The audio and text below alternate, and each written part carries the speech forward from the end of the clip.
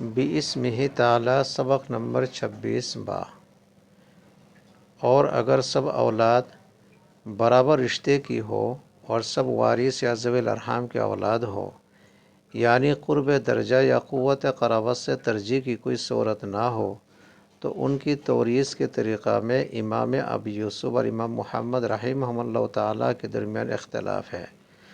چنانچہ امام ابو یوسف رحمہ اللہ تعالیٰ کے نزدیک فروع کی تذکیر تانیث کا اعتبار ہوگا، مگر امام محمد رحمہ اللہ تعالیٰ کے نزدیک فروع کی توریث میں مختلف اصول کا اعتبار ہوگا اور فروع کو اصول کی میراث دی جائے گی۔ مثلا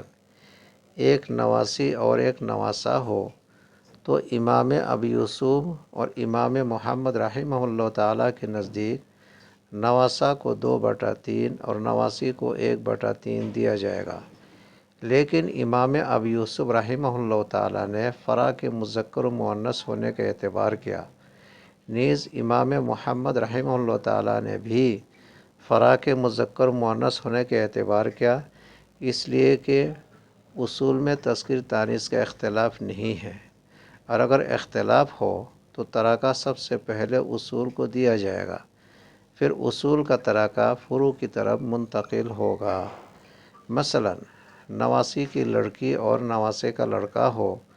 تو امام ابو یوسف علیہ رحمہ کے نزدیک آخری وطن کے مذکر کو 2/3 اور مؤنث کو 1/3 دیا جائے گا، جبکہ امام محمد علیہ رحمہ کے نزدیک بطن اول کے مذکر کو 2/3 اور مؤنث کو 1/3 دیا جائے گا، پھر یہی 2/3 نواسی کی لڑکی کو اپنے باپ کا حصہ اور 1/3 نواسی کے لڑکے کو اپنی ماں کا حصہ دیا جائے گا۔ اجازت دیجیے، شکریہ، خدا حافظ۔